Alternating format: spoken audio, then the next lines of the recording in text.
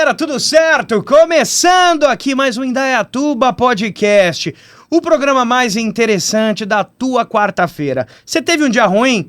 Assista o Indaiatuba Podcast. Você tá feliz porque hesitou no trabalho? Assiste o Indaiatuba Podcast, porque eu e Aguinaldo Oliveira vamos fazer com que os próximos 30 minutos, a próxima hora, passe assim, voando na tua casa. Aguinaldo, tudo bem, queridão? Salve, salve, galera! Nós mais uma vez aqui no Indaiatuba Podcast, levando para você informações, entrevistas bacanas, e hoje não é diferente, né, Beccari? Hoje temos muitos assuntos aqui e assuntos realmente que mexem com o emocional de muita gente. Cara, se você é de Indaiatuba ou se você passou por Indaiatuba, você passou em algum momento da sua vida pelas mãos dessa pessoa, não as mãos físicas, mas o negócio dessa pessoa, o grande império do entretenimento infantil, adolescente, adulto, geração. É um negócio geracional. Inclusive, antes de eu apresentar o nosso convidado, Aguinaldo, gostaria de trazer uma informação extremamente relevante que tem tudo a ver com o nosso convidado de hoje. Você sabia? Essa é uma informação do próprio YouTube, lá nas suas diretrizes da comunidade, que a cada minuto, cerca de 500 horas de conteúdo sobem ao ar. A cada minuto... Não, passou já um minuto aqui. 500 horas de conteúdo são publicados no YouTube. Isso é uma informação do próprio YouTube. Então, assim, conteúdo tem a rodo. Mas quem gerencia os bons conteúdos está aqui com a gente no nosso estúdio. E não é só nas plataformas digitais. Nós vamos falar com ele, nada mais, nada menos, do que o Paulo Celso Lui, sócio proprietário do Topázio Cinemas. Paulinho, o homem que faz aparecer. Tudo bem, Paulinho? Seja bem-vindo ao Indaiatuba Podcast. Tudo bem, obrigado. É uma honra estar aqui com vocês, viu? Aguinaldo, quem nunca foi ao Topázio Cinemas? Engana-se a pessoa que acha que o Topázio Cinemas é uma empresa que começou ontem, antes de ontem. Uma empresa que... Eu vou deixar o próprio Paulinho contar pra gente a história do Topázio Cinemas, mas eu sei que é uma empresa que seu pai criou lá em 1963. Tô certo ou tô errado? Na verdade, meu avô, junto com meu pai e mais dois empresários aqui de Indaiatuba, Indaiatuba já tinha cinema desde 1910, se eu não me engano, que remonta o cinema em Indaiatuba. E em 1963, o meu avô, de tanto frequentar cinema, naquele tempo passava um filme por dia, para você ter uma ideia, no cinema de Indaiatuba, que era o Cine Rex, ali onde está o estacionamento do Bradesco, no centro. Meu avô ia muito ao cinema, gostava tanto, e ele tinha um terreno ali onde hoje é o Magazine Luiza. Ele chamou então o proprietário do Cine Rex, meu avô é o Guerino Lui, o proprietário do Cine Rex é o seu Cristiano Magnusso, e mais um empresário em Indaiatuba, da indústria Alfredo Villanova, o seu Henrique Schutz, e juntos montaram ali onde é o Magazine Luiza hoje o Cine Alvorada. Então, desde 1963, Indaiatuba conta com o Cine Alvorada e o Cine Rex. Em 1979 fecha o Rex, em 1989 fecha o cinema. Eu já estou trabalhando no negócio desde 78, e aí em 93 vem a onda dos shopping centers, dos cinemas em shopping, e aí o meu pai deu continuidade junto comigo e com meus irmãos, e a marca Topázio data de 1993, mas a empresa faz agora, em novembro, 61 anos. É muito tempo, Aguinaldo. Olha só, não. O seu Guerino, né? O seu avô, como você disse aí, é pioneiro aqui no cinema aqui em Indaiatuba. Como você disse, já existia, né, Paulinho, aqui uma instituição que tocava o Cine Rex na época, né? Ele assumindo esse trabalho, né, juntamente com os sócios, houve então essa época que eles tocavam, né? Como é que foi aí essa época aí? Foi a época de ouro, né? Sim. Porque você, com entretenimento outdoor, só existia o cinema. Sim. Né? Você não tem que nem hoje que você tem clubes, lanchonetes, bares, restaurantes, festas, etc, etc. Aquele tempo o cinema reinava absoluto e sozinho. Então foi a era de ouro, os anos 50, 60, até meados de 1970, foi a época de ouro do cinema, né? E eles tocaram durante esse tempo. Meu pai, na verdade, era o gerente geral, eles eram os investidores, digamos assim, né? E aí eu falo sempre que essa minha profissão, nós somos em poucos profissionais de exibição no Brasil, de salas de cinema. Nós somos entre 150 a 200 empresários apenas num país como esse. E olha que é um dos que mais tem diversidade de empresários de cinema no mundo. Mas é uma coisa que você acaba se apaixonando, né? Então meu pai entrou muito garoto lá, entrou com 20 e poucos anos, se apaixonou por aquilo, vem até hoje. Eu comecei a trabalhar fisicamente ali com 12 anos, né? Desde 1978. E aí você meio que se apaixona, o cinema é meio que uma cachaça da boa, né?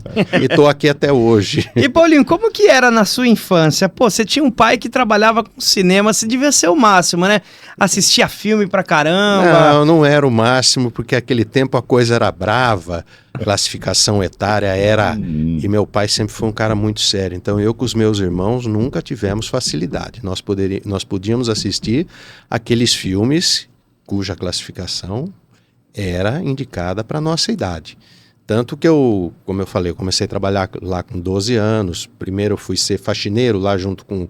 Naquele tempo os cinemas eram tão grandes que o Cine Alvorada, por exemplo, ele tinha um zelador que morava dentro do cinema, um casal de zeladores. Tão grande era o ambiente. E tão grande era o ambiente, eram 1.100 poltronas, né? Então era uma loucura. Então o zelador ficava lá para limpar o cinema. E eu comecei nas matinês de domingo ajudando esse casal, que era o seu Benedito e a Dona Maria, né, que moravam lá. Comecei ajudando lá a limpar o cinema, depois eu fui para Bombonier, fui para portaria, fui para bilheteria. Mas como eu falei, eu tinha 12, depois 13 anos, o filme 16, não deixava, meu pai não deixava. E se o Lanterninha me deixasse entrar lá dentro, Lanterninha tomava um puxão de orelha. Então eu com os meus irmãos nunca tivemos essa facilidade, mas é claro... A gente acaba, como eu falei, se apaixonando, né? Porque é a sétima arte mesmo, então é muito bacana. E não só assistir filme. O bacana do nosso negócio eu gosto muito desses bastidores, da marcação de filmes, aquele tempo você ia buscar as cópias, né? As cópias eram em rolos, né? Você montava o filme, cartazes que chegavam, aquelas fotografias lindas, né? Que existiam dos filmes antigamente, aqueles cartazes. Então, assim, foi uma coisa que eu fui me apaixonando por isso. Depois eu me formei em publicidade, para você ter uma ideia, que tem um pouco a ver com isso. Fiz um pouquinho, trabalhei um pouquinho na área de agência e tal, e depois voltei para o cinema e estou aí até hoje. Tá aí, dando sequência aí a história da família, né? Exatamente. Família Lu realmente é bem reconhecida, não só aqui em Indaiatuba, mas na região toda, exatamente por esse trabalho, desde o seu avô até aqui, né? Bom, só por curiosidade, como que era a chegada de um filme, por exemplo, no cinema da época, talvez, aí do seu pai, até que você se lembre?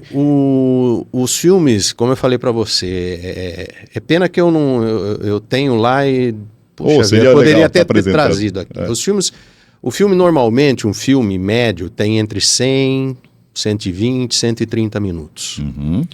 Eram mais ou menos de 5 a 6 rolos, de 20 minutos cada rolo, de película 35mm. Você está falando de uma bobina, literalmente. Uma bobina de filme, que nem o filme da máquina fotográfica, só que era uma bobinona. Uhum. Então, esses filmes, eles vinham dentro de umas latas, né? Então vinham 6, 7, 8 latas, dependendo da metragem do filme, e vinham, num primeiro momento, de trem.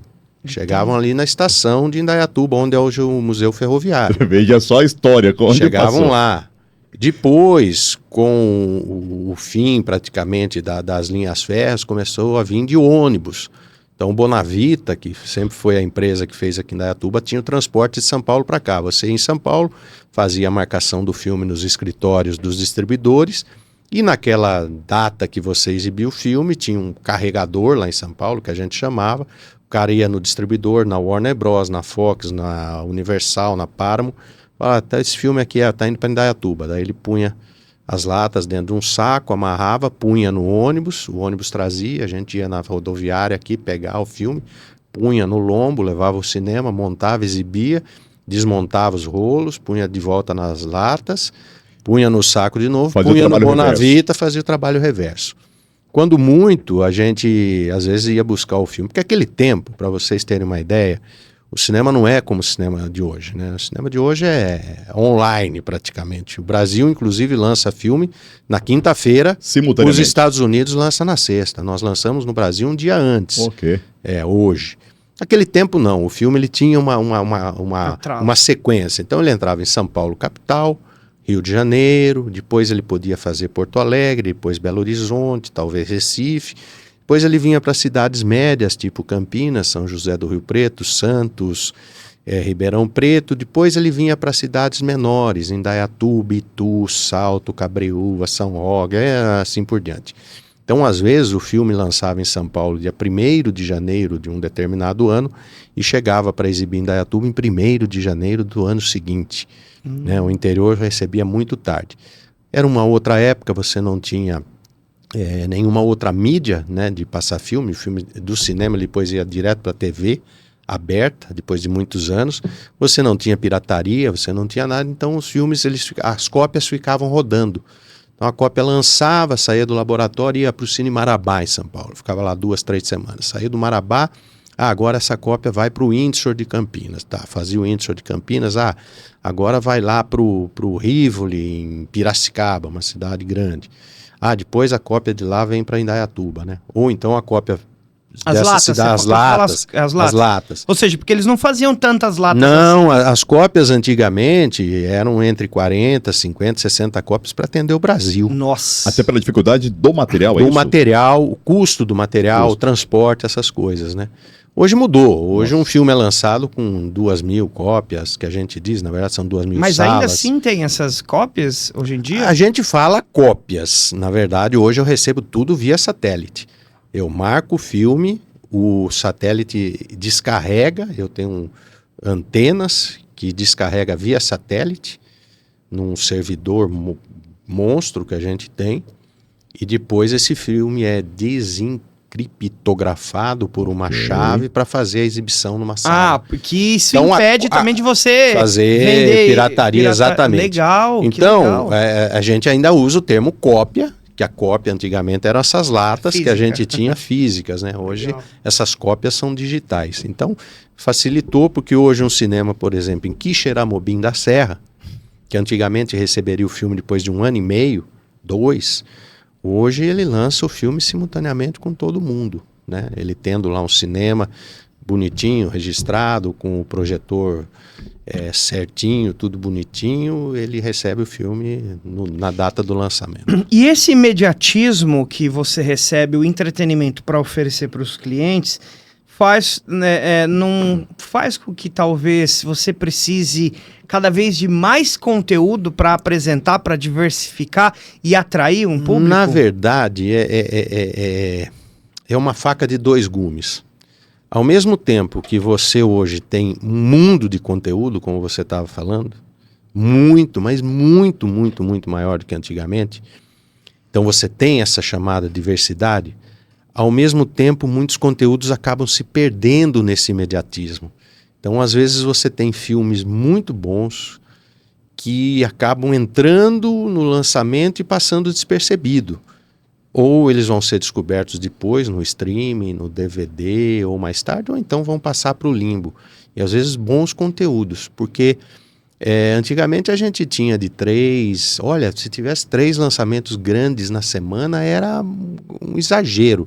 Normalmente era um filme grande na semana, depois de 15 dias outro e assim por diante. Hoje você tem às vezes na semana 7, 8 lançamentos, sendo que 4 grandes, né? 4 realmente... De distribuidoras grandes. De distribuidoras grandes e filmes que têm potencial para fazer público. Então, às vezes, um filme pequenininho, cujo lançamento dele é mais modesto em termos de gasto com publicidade, etc., ele acaba passando despercebido, né? E isso acarreta, desculpa, Aguinaldo, até está emendando nisso aqui, mas isso acarreta também num problema estrutural para você, né? Que aqui, com tanto conteúdo chegando, com tanto lançamento, como que você vai abrindo salas de cinema a mais, horários, sessões? Você esbarra numa coisa que assim... A gente tem um estudo, né, de quantas salas uma cidade comporta, né?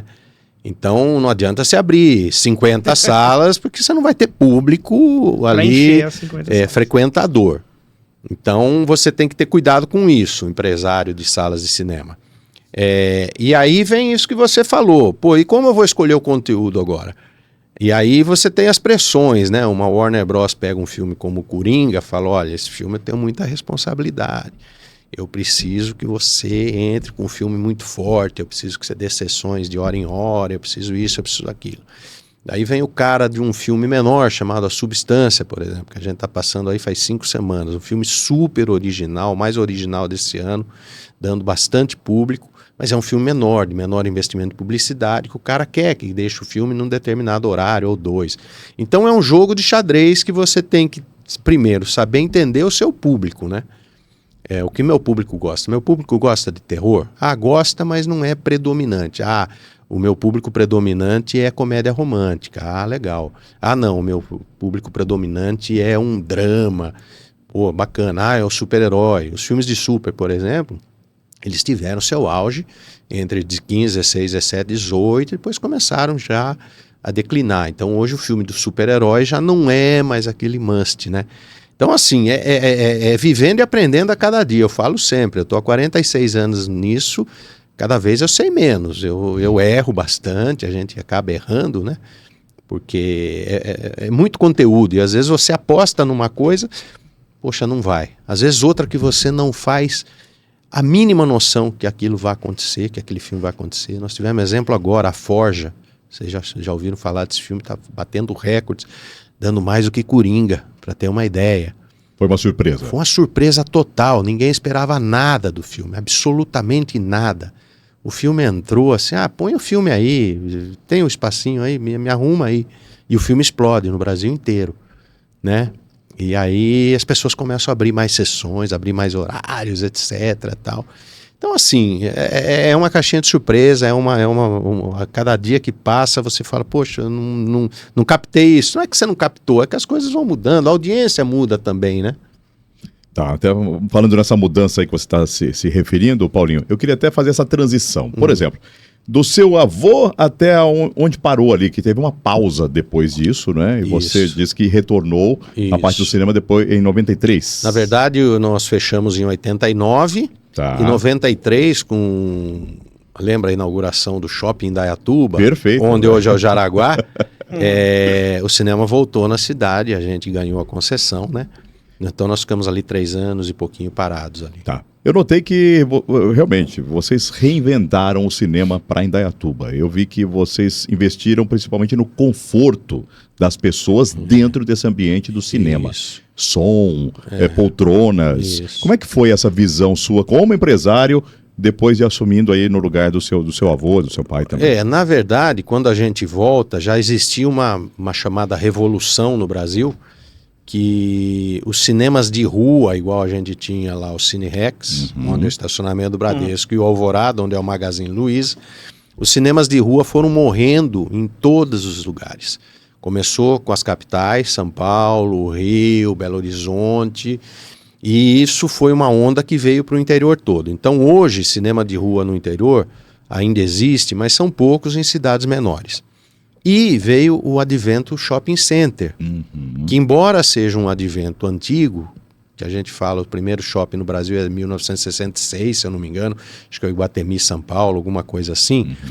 O boom de cinemas dentro de shopping começa a partir da década de 90, quando a Cinemark chega no Brasil, primeiro player internacional a olhar para o Brasil, vem e muda o paradigma, né? Então os shopping centers começam a perceber que precisavam levar entretenimento, lazer, e o cinema é um dos âncoras. E aí vem com esse conceito dos multisalas, que a gente fala multiplex, que é 4, 5, 6, 7, 8 salas debaixo de um mesmo teto, com uma bilheteria única, uma bomboniere única, e a divisão das salas. A Cinemark entra no Brasil com essa proposta, que lá nos Estados Unidos já é antiga, né? Lá o Brasil demorou.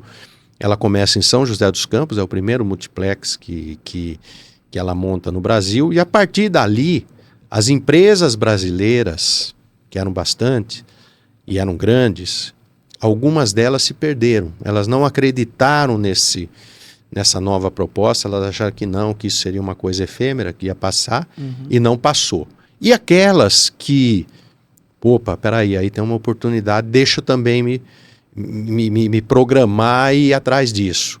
E foi o que aconteceu conosco, né? Quando a gente volta, a Cinemark está entrando, a gente já tinha essa visão, olha, está acontecendo isso, a gente já tinha algumas informações de fora, olha, esse é o futuro, tal. E aí, é o seguinte, né? Antigamente, para o cara pegar um carro e ir até Campinas, ou a Sorocaba, que é uma outra cidade grande daqui, ou a São Paulo, era mais difícil. Hoje o cara tem uma facilidade enorme. Então, se você na sua cidade não tiver a mesma qualidade de projeção, som, poltrona, serviços, você acaba ficando para trás que o cara foge, né? Então a gente foi obrigado a seguir esse caminho, a acompanhar. E a própria mudança do filme, da película para o digital provocou isso, porque hoje nenhum cinema no Brasil tem qualidade inferior a outro cinema. Então, por exemplo, o cara que está lá em Matão, hoje o cinema dele de Matão tem um projetor que é o mesmo que usa no Belas Artes em São Paulo, no Cinemark Aricanduva, porque foi padronizado isso. Ele pode ter uma poltrona um pouco mais simples, talvez, ele não vai ter uma poltrona daquelas VIP, etc. Mas ele foi acompanhando. Então hoje, para você se manter, você tem que ter o mesmo padrão. Tanto é que nós fomos obrigados, você vê, nós temos uma sala VIP hoje, nós temos 4 salas das 9, nós temos 4 chamadas Comfort, que é uma poltrona maior, acolchoada, que reclina, uma VIP e 3 tradicionais, entendeu? Então você vê, você tem que ir acompanhando isso mesmo, né? Como você falou. E a gente se viu, vamos. Então precisamos ir, fomos. Trouxemos sócios do negócio, né? Porque para ser sócio de cinema precisa entender do negócio.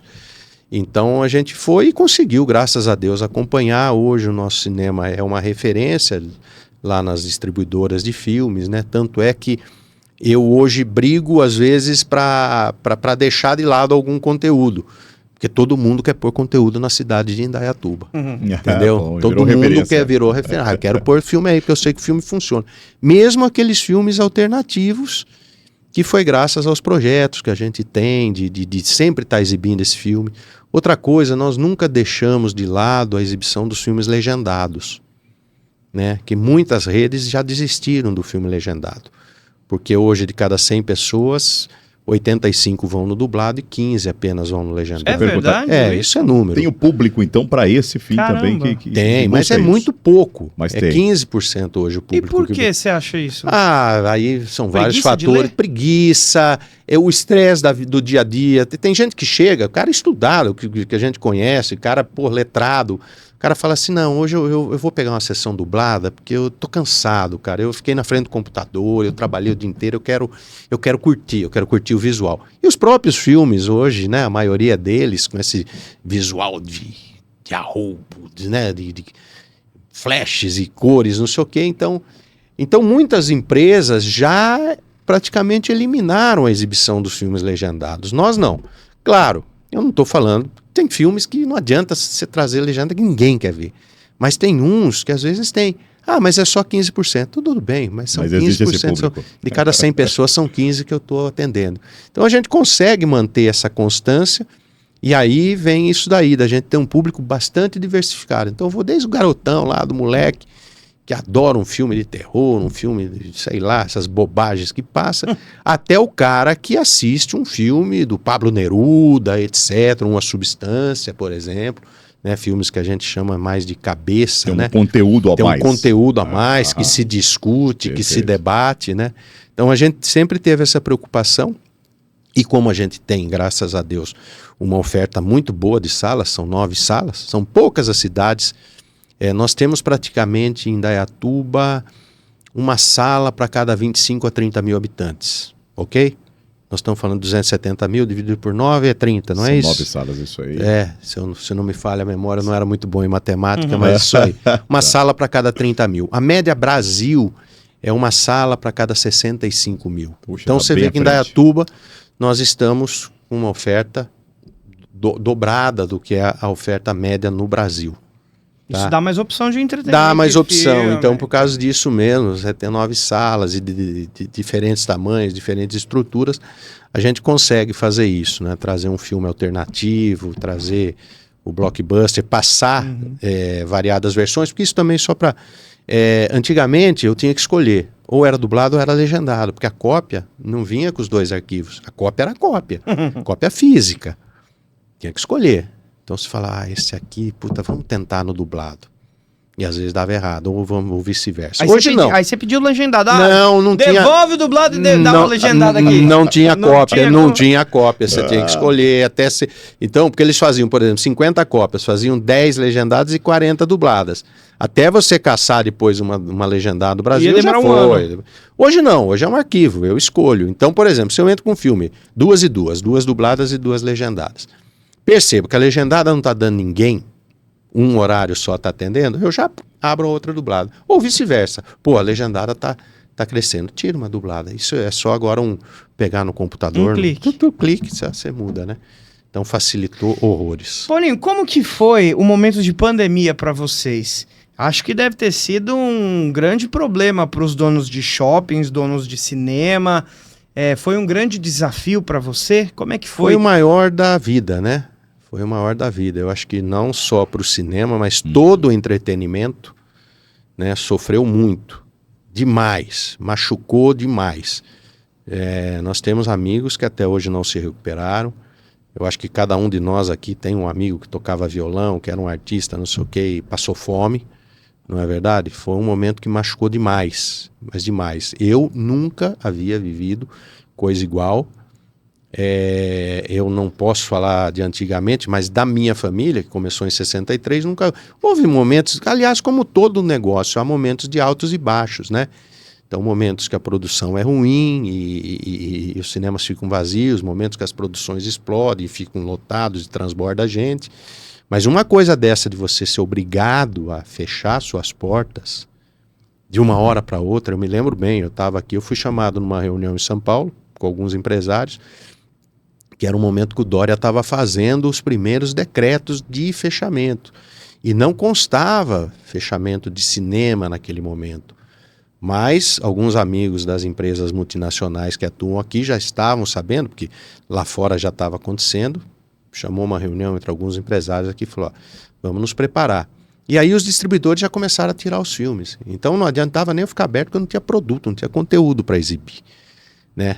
E a gente achou assim, não, isso aí é o seguinte, agora em março a gente para, março, abril, maio, junho a gente está reabrindo. Tanto é que eu e vários outros amigos, nós começamos a fazer alguma reforma. Eu troquei todo o meu piso lá do Polo, que era um carpete que eu precisava tirar. Falei, vou aproveitar, vou tirar, pôr um piso frio. Comecei a reforma da sala VIP, que a gente achava 3 meses, daqui a tranquilo. pouco eu volto. Eu aguento, capital que eu tô aqui, eu aguento. E aí o negócio não volta. E aí foi dando uma espécie de um desespero, né?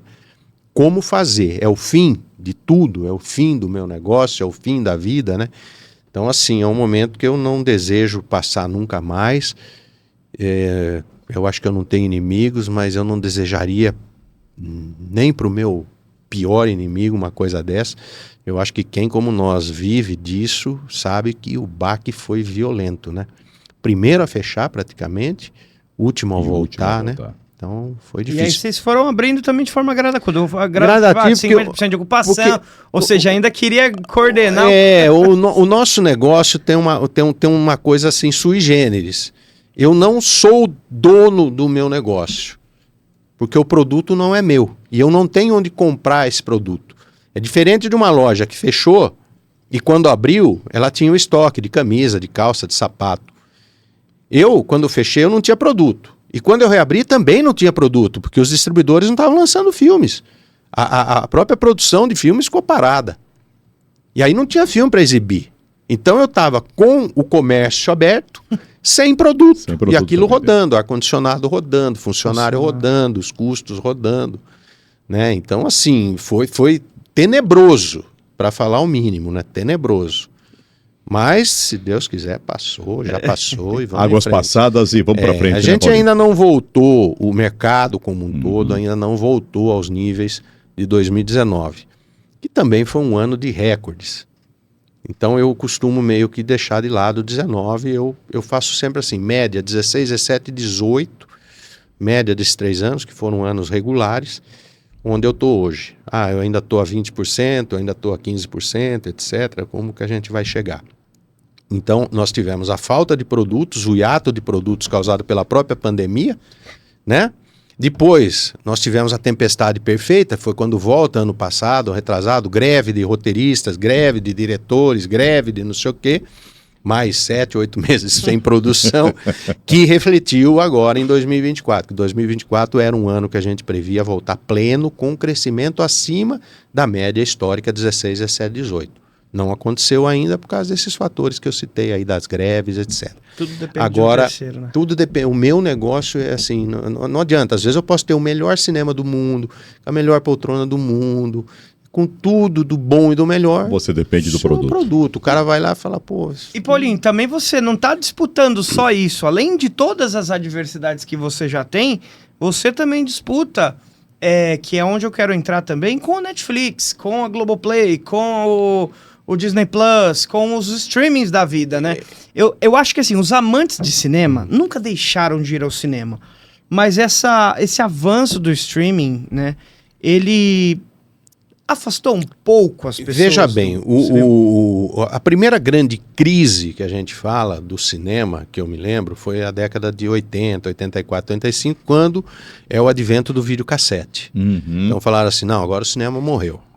Agora, porque isso foi na década de 60, 70, a televisão chegou, vai morrer, não morreu. Aí chegou a televisão colorida, vai morrer, não morreu. Aí veio o videocassete, vai morrer, não morreu. Locadoras e tudo mais. Locadoras, etc. Tal.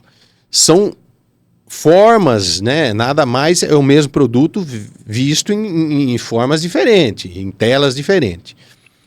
Aí quando chega o streaming, que a pandemia apenas acelerou uma coisa que ia acontecer, essas coisas do encurtamento das janelas, né? Janela é assim, o filme lança no cinema, depois de um tempo vai para o streaming, o chamado SVOD, né? Faz o tempo dele. É sob demanda, depois ele vai para o DVD, uma mídia física ou não, um aluguel numa plataforma, depois ele chega na TV a cabo, depois ele vai para a TV aberta, quer dizer, tem aquela chamada cauda longa do filme. Apenas a pandemia ajudou a trazer isso mais para cá. Num primeiro momento, os estúdios, assustados, falaram assim, não, acho que agora é o fim mesmo do cinema, vamos lançar direto no streaming e no cinema junto. Foi o maior furo na água, a maior burrada que foi feita, porque ninguém ganhou, nem eles, nem o cinema, ninguém. Quem ganhou foi o pirata. Porque a partir do momento que ele pega o arquivo de cinema e lança no streaming, ele é pirateado em 15 minutos, numa qualidade jamais vista. Então o pirata estava vendendo ou fornecendo aquele conteúdo igualzinho, com a mesma qualidade que ele estava fornecendo no streaming dele. Pela tecnologia. Entendeu? Então aí perceberam, volta, recua tudo de novo, vamos voltar com as janelas, etc, etc. Eu tenho um modo de entender. Eu vou ficar muito preocupado o dia que as pessoas pararem de se interessar por filmes. Porque quando elas falam de filmes, seja na Netflix, seja na Amazon, na Disney Plus, ela está falando de filme, está falando do meu negócio. Olha, filme é um negócio bacana, filme é um negócio gostoso de assistir, filme é um livro que você lê em 2 horas, filme é isso. Você acaba fazendo. E aí, do lado de cá, tem que estar com sala boa, confortável, som bom, qualidade de imagem, etc. O dia que as pessoas desistirem de filme não é mais o nosso negócio, aí morre. Cinema, streaming, televisão, pacote etc. todo. Pacote todo. Entendeu? Eu acho que convive muito bem.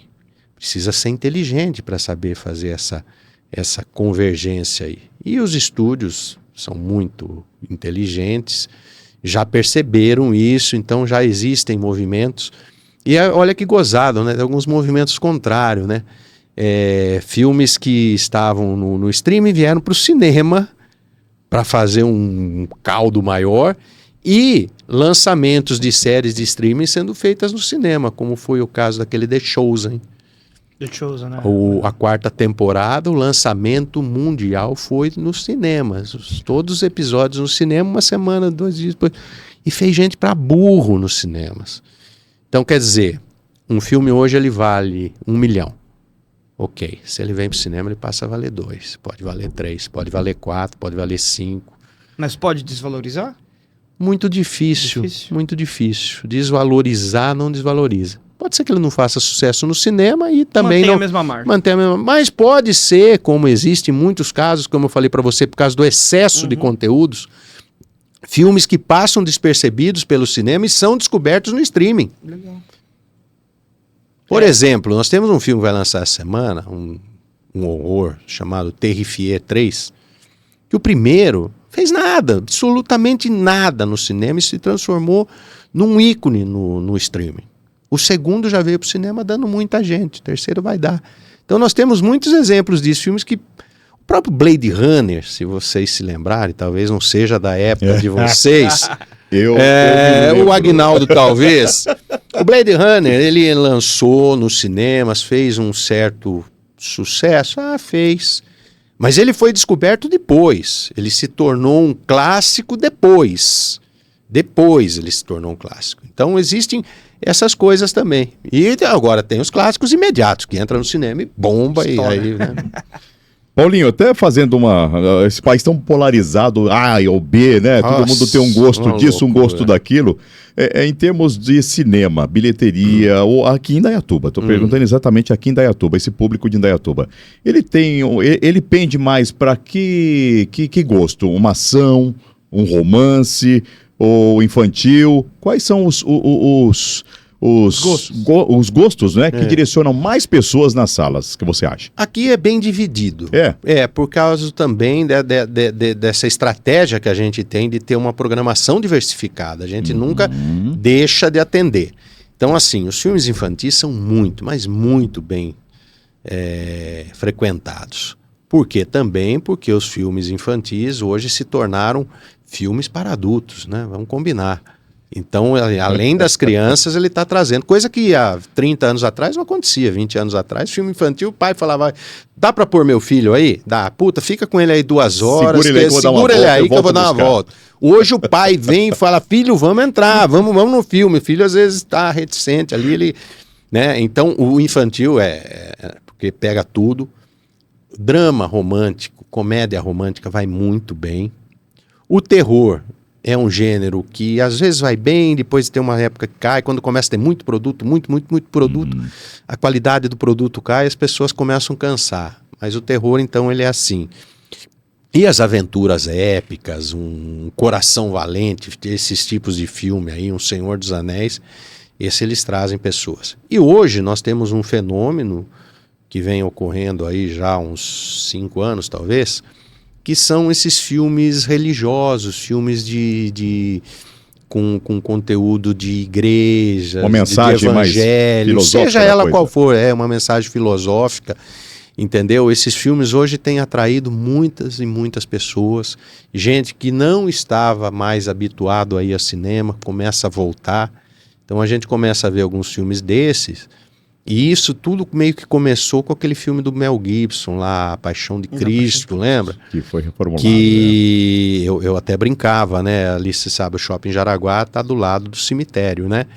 E eu falava ali que levantou muitas pessoas e vieram assistir o filme, porque a gente começou a perceber muitas pessoas que estavam afastadas do cinema há anos. Não faziam nem ideia como se fazia para comprar um ingresso, para entrar... E começaram a voltar. Aquele filme foi um divisor de águas. E aí as pessoas vêm, gostam, falam, pô, isso aqui é gostoso, é um passeio legal, é um passeio bacana, né? Então, você vê que são fases, né? Mas aqui é bastante diversificado. Eu não tenho um filme que se sobressai, um gênero que se sobressai. Você assiste todos os filmes que chegam no seu cinema? Não dá, né? Não dá.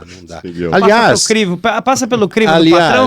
Não, na verdade é assim, são poucos os filmes que a gente assiste antecipadamente, embora tenham cabines, né, que a gente chama, cabines para imprensa ou cabines para exibidores, que a gente vai lá e vê o filme antes.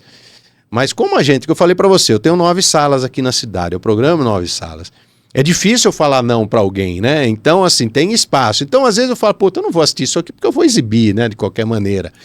Mas, assim, não dá, é humanamente impossível. E tem uma curiosidade muito bacana do meu negócio, é o seguinte, O proprietário do cinema, normalmente, ele não assiste filme no cinema dele. Tá Ele certo. vai no cinema de outro. Quer conhecer o diferencial, se é que Não, tem. ele não quer ficar com o saco cheio. O lanterninha enchendo o saco Não, dele. porque ele vai no cinema dele, ele senta e ele fala assim, mas esse ar, será que tá bom? Será que as pessoas Ele estão é mais gostando? exigente no dele. Ele é mais exigente no dele. Tá certo. Ó, aquela luz tá meio que atrapalhando. Ele não curte. Aí você pega e vai no do seu Aí você fica julgando amigo, do outro. você fala, pode acontecer Não, aqui, aconteceu, eu tô de boa. Assim, eu tenho um amigo em Porto Alegre, de uma grande rede de Porto Alegre, ele não assiste filmes nos cinemas dele em Porto Alegre. Ele vai no concorrente dele assistir filme. É muito engraçado isso. Paulinho, eu vejo aqui também que você tem uma programação. São projetos, na verdade, que são aplicados aí do cinema. Claro, apresentando, dando oportunidade a muitas pessoas que às vezes não têm essa oportunidade, né? Dentro de um ambiente sensorial, como é o cinema, que áudio, vídeo e tudo mais. Eu vi que você abriu alguns projetos, né, que fazem tempo já que vem desenvolvendo. Por exemplo, Sessão Acolher. O que é a Sessão Acolher hoje que tem no cinema? A Sessão Acolher é uma sessão especialmente preparada para receber pessoas com transtorno do espectro autista. Acho que esse nome, às vezes eu fico meio preocupado de cometer alguma... Mas é isso aí, é transtorno do espectro autista. É uma sessão que uma ONG criou e chamou ela de Sessão Azul, mas é uma propriedade dela. Então ela cobra para fazer sessões. Então algumas redes de cinema fizeram as suas próprias adaptações para isso. No nosso caso, assim, nós chamamos de acolher, porque é justamente acolher essas pessoas. Essa sessão acontece como? Uma vez por mês, num sábado, às 14 horas. Ela vai com ar-condicionado praticamente só ventilando. Reduzido. Para esse público. Para esse público. O som reduzido e as luzes com meia fase. Ou seja, nada no black. Lá não, nada no escuro. E a sala, assim, é totalmente livre e desimpedida. As pessoas já são avisadas. O senhor está indo, essa sessão é acolher. O senhor vai sentar lá, vai ter uma criança, talvez, andando pelas poltronas, levantando. Está livre. A sessão é delas. Então, liberdade total ali Liberdade total para elas. Perfeito. Porque elas não podem fazer isso numa outra sessão, que acaba atrapalhando as pessoas. E também não se sentem bem num escuro total, com som todo na potência total. Muito então legal. essa sessão é feita só para elas. Da mesma maneira, a Cine Materna. A Cine Materna também é uma ONG que criou, mas essa nós fizemos uma parceria com a própria ONG Cine Materna, tá certo? A gente compra essas sessões dele e é a mesma coisa, é luz média, som mais baixo, ar-condicionado bem tranquilinho, para mães com bebês até 1 ano e meio, até 18 meses. E aí o bebê pode chorar à vontade, tem trocador dentro da sala, com fralda. Todo adaptado ali. Vai lá, no meio da sessão o menino fez cocô, lá não tem problema, vai lá, tem as voluntárias, ajudam a trocar e o filme passando na tela. É porque essas mães, elas não tinham como ir ao cinema, porque não tinha, muitas delas não tem com quem deixar as crianças, não tem. Então o que elas fazem? Elas vão nessa sessão, né? Fora esse, nós temos alguns projetos dos filmes chamados alternativos, que são aquele filme... Só para vocês entenderem, o filme, em programação normal de cinema, o filme entra numa quinta-feira e termina na outra quarta. Tá dando público? Dobra. Tá, uma semana quinta, é padrão já. Uma semana padrão, de quinta a quarta. Tá. Dobra, quinta, quarta, quinta, quarta, quinta, quarta. E vai indo, fica 10, 8, 6, 5, 2, depende da bilheteria. Tem filme que já ficou aí 20 semanas. Nossa. Vai indo embora. E tem filme que não dá para você trazer uma semana inteira, porque você não vai ter ninguém quinta, não vai ter ninguém sexta, vai ter 3 ou 4 no sábado, você vai ficar com a sala vazia. O que a gente faz? Traz essa sessão na terça-feira, uma sessão na semana, anuncia e o público vem todo nessa sessão. Então essas sessões que a gente chama de... Na primeira terça-feira é a sessão CUT, primeira terça do mês. Tá. Na segunda e na quarta é Cineclube e na terceira chama-se Assista Mulheres. O Assista Mulheres são filmes protagonizados, dirigidos, roteirizados exclusivamente por mulheres. Então tem uma diretora, o filme vai no Assista Mulheres. Tem uma artista, ou tem um tema muito significativo voltado às mulheres, passa nessa sessão. Então são filmes alternativos, que a gente chama de cults, você pode chamar filmes de arte, etc. Na mesma maneira que, por exemplo, hoje nós temos cinemas especializados nisso, apenas São Paulo, Rio, Brasília... Curitiba, Belo Horizonte, esses filmes só funcionam em capitais. Chega no interior, eles não têm força para ficar uma semana. Mas a gente traz eles todas as terças-feiras, isso já é uma marca registrada nossa há quase 20 anos, né? Começou aí. E a gente apresenta esses filmes. Por isso que a gente consegue ter uma plateia bem diversificada, né? Paulinho, qual filme... Ó, alô, direção! A pergunta do milhão, hein? Prepara pro corte essa aí. Paulinho, qual filme na história do Topaz Cinemas de Indaiatuba que registrou a maior bilheteria em Indaiatuba? Divertidamente 2. Tá aí, direto e reto. Ó, pai, bola. Por quê? Porque foi um fenômeno daqueles também que eu falei para vocês que a gente vai vivendo e aprendendo, né? O Divertidamente, primeiro, o 1, ele entrou e teve um fenômeno que a gente começou a notar, que eram adultos, muitos adultos, vindo assistir o filme. Tanto é que eu me lembro, na época do lançamento dele, a gente começou a deixar o filme nas sessões 8, 9 da noite e lotando de adultos. Não tinha quase criança nessas sessões. Porque o filme pegou com psicólogo, psiquiatra e todo mundo querendo entender. Então tinha uma expectativa. Quando a Disney anuncia, vou fazer o Divertidamente 2, e a Disney anuncia isso com 5, 6 anos de antecedência. Então nós sabíamos do Divertidamente 2 desde 2017, 2018. Esse filme vai acontecer, esse filme.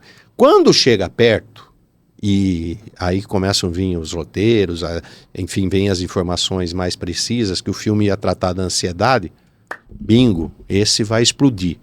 Explodir pra gente era 10 milhões de espectadores, 11 milhões, olhe lá, nas mais altas expectativas. O filme fez 22 milhões e tá contando ainda, porque tá exibindo em vários cinemas do Brasil ainda. 22 milhões e meio de espectadores até agora.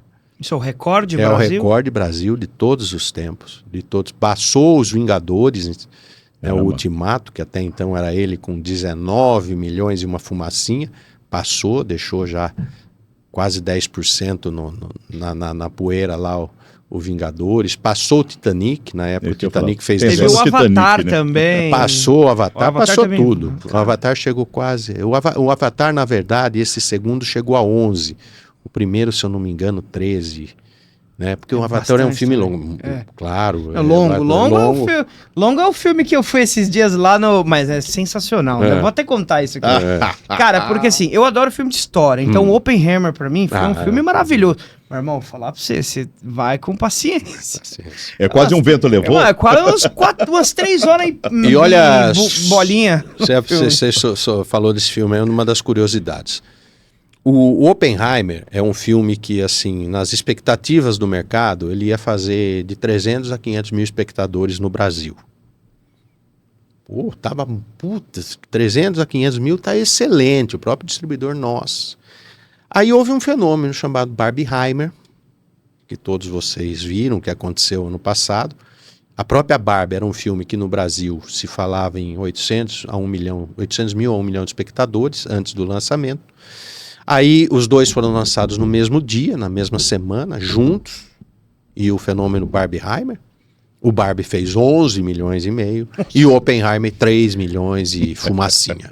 Então o filme que ia fazer 1 milhão fez 11 e o filme que ia fazer 300 fez 3 milhões. Os dois se ajudaram. Os dois se ajudaram. Foi um fenômeno poucas vezes visto e que, assim, foi uma semana antes que todo mundo teve essa percepção. Exibidor, distribuidor, todo mundo. O que está acontecendo? O que é isso? O que é essa onda que vem vindo aí? É um tsunami mesmo que pegou todo mundo de surpresa pro lado bom. Ô Paulinho, e qual foi aquele filme que você se decepcionou falando em questão de bilheteria? Que vocês, exibidores, apostavam todas as fichas, mas na verdade, nem deu nada. Cara, teve vários, viu? Assim, que a gente... Eu de cabeça aqui, eu não vou citar, não vou lembrar de algum retumbante assim. Porque eu sou meio que o patinho feio, nós temos grupos de exibidores, e os meus palpites são sempre muito conservadores, sempre muito... Né, mais duros que os outros. Mais duros que os outros, um pouco menos otimista. Algumas vezes eu sou otimista, enfim. Mas, por exemplo, um que foi um fiasco para todo mundo agora, recente, foi o Coringa. Esse Coringa Delírio A2. Que o primeiro Foi sucesso. Foi um sucesso absoluto, que também esperavam 300, 500 mil, fez 8 milhões e meio de espectadores. Aí esse outro, todo mundo, não, é 8 milhões, repete o que fez o primeiro. Quando eu percebi, começaram a vir os primeiros trailers, tal, que o filme era musical, eu falei, esse filme vai ter uma certa dificuldade para emplacar no Brasil. Não só no Brasil, porque o filme musical ele tem um público nichado, e não deu outra. Embora ele fez 2, ele está com 2 milhões e 100 mil espectadores, mas se você for ver para quem esperava 8, ele fez 1/4. Né? Então, assim, eu não me decepcionei com ele. Eu achei que porque não, eu tava esperando que não fosse. Entendeu? Então não foi assim uma decepção. Nossa, eu tava esperando e não aconteceu. Né? Então, assim, mas eu não me lembro de nenhum filme assim que a gente estivesse. Não, esse vai. Bom, teve alguns, por exemplo, o Homem-Formiga, o Pantera 2. Teve alguns que a expectativa era muito maior, né? Mas não foi. Mas normalmente é difícil ser uma decepção total, entendeu? Porque esses filmes eles acabam vindo grande, né? Mesmo Coringa. Mal falado.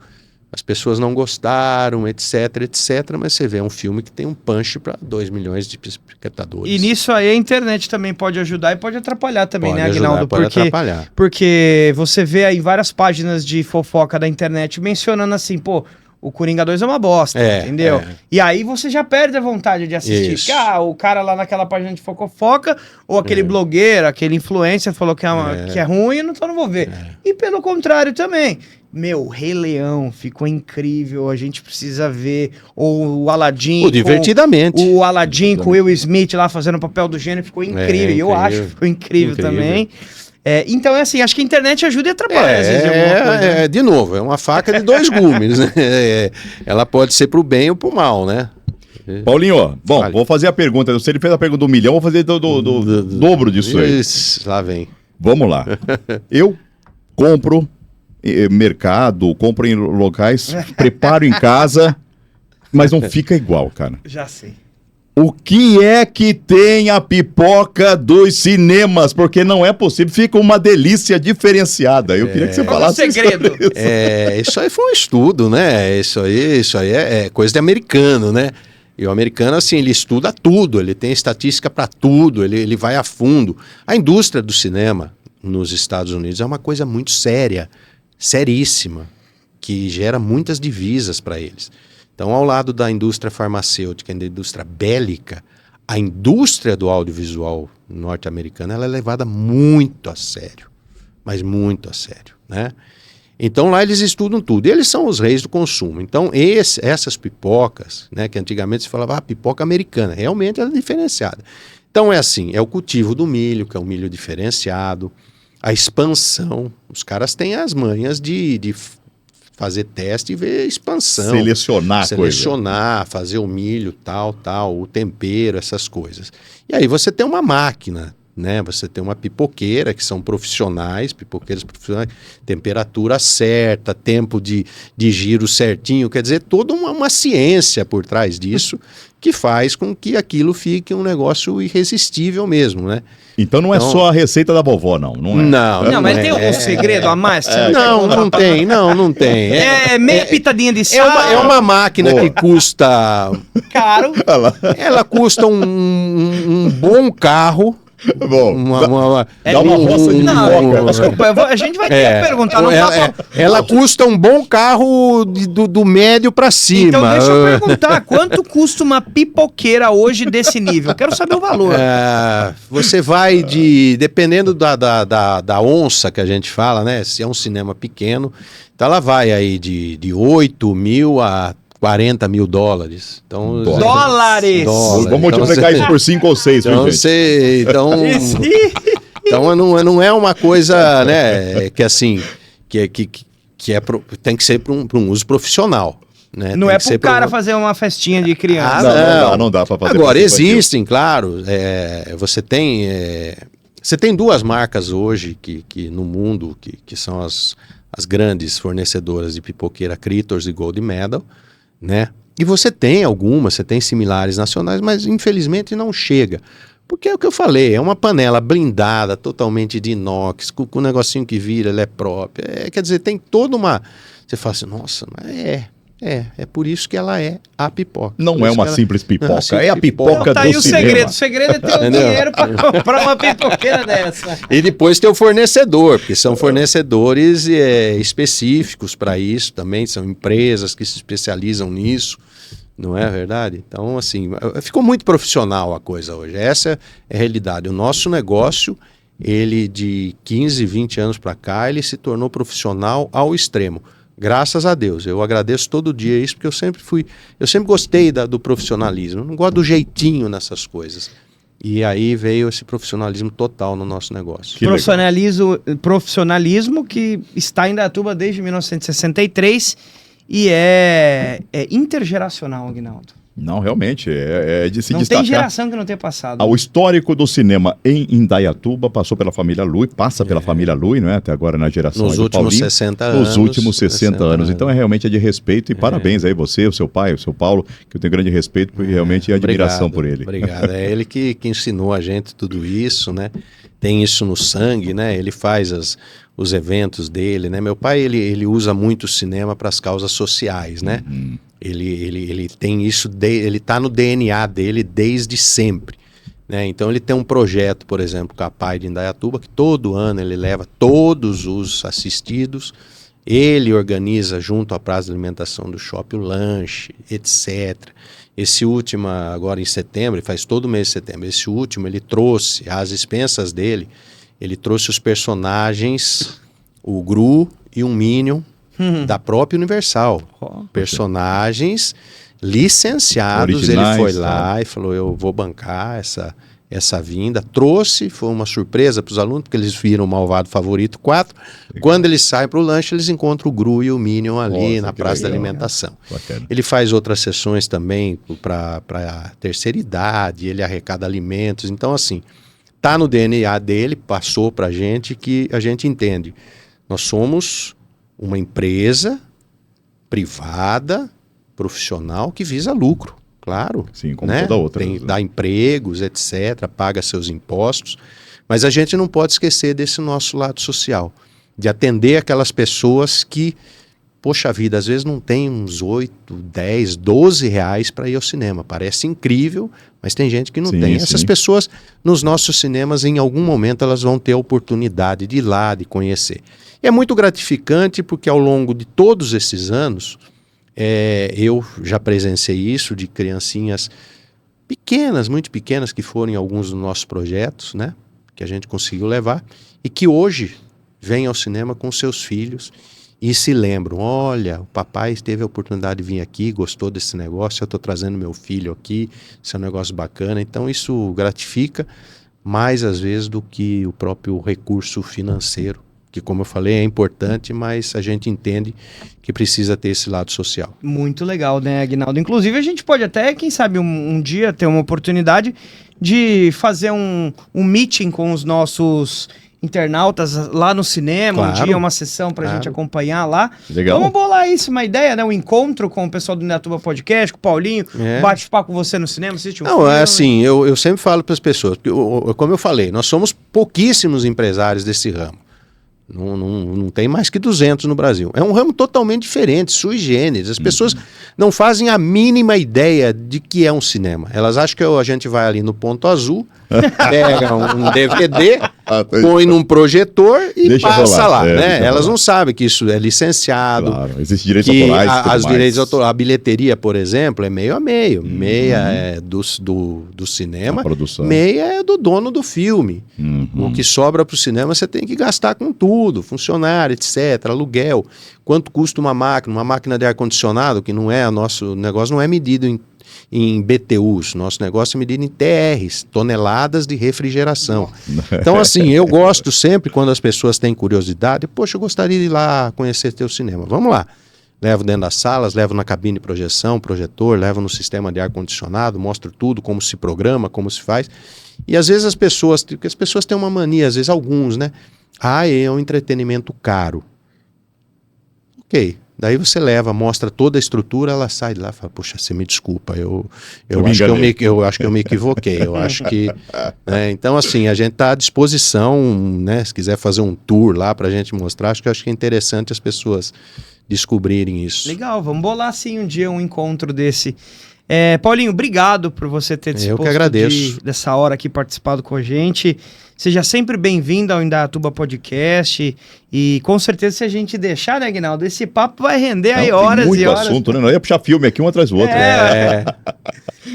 Ia perguntar para ele, inclusive, se algumas curiosidades do cinema, como por exemplo, eu não posso deixar de perguntar isso, já que você é um expert de cinema. Por que a Rose, ela não deixou o Jack subir na porta do Titanic? Você tem que ter uma explicação pra isso, Paulinho. Titanic, tá bom. Cabia, né? Cabia.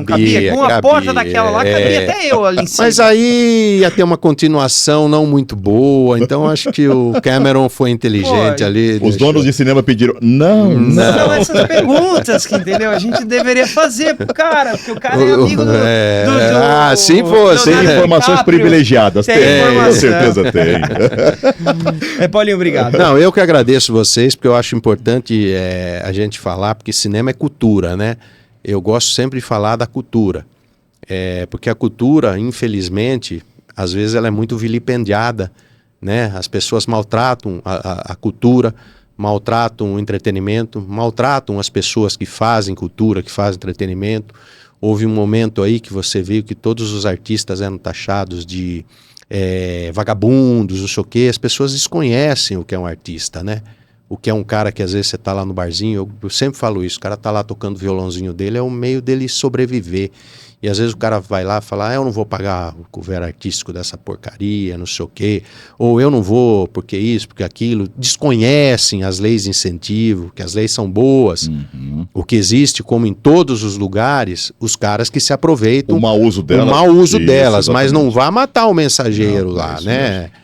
Não vai matar a mensagem, né? Mas mata o mensageiro ali, mesmo, né? Perfeito. Então, assim, um amigo meu outro dia, até em Brasília lá, ele falou uma verdade lá, estava discussão, aquele negócio do PERSE, do Programa de Recuperação do Setor de Eventos, que foi aprovado. Ele falou assim, poxa, não é porque o cachorro tá com pulga que você vai lá e mata o cachorro. O cachorro para matar a pulga? Mata a pulga, né? Então, assim, as pessoas precisam entender que cultura é o alimento da alma, né? Então, seja ela qual a expressão, cinema, teatro, dança, música, né? Então, eu gosto muito de falar isso, acho bacana quando se abre espaço para cultura, né? Graças a Deus, aqui em Indaiatuba, a gente é uma cidade que respira cultura há vários e vários anos, acho há 3 décadas, pelo menos, que a gente tem uma continuidade, não é verdade? Eu vejo por aí, às vezes, outras prefeituras que não valorizam tanto, acham que não é uma coisa importante.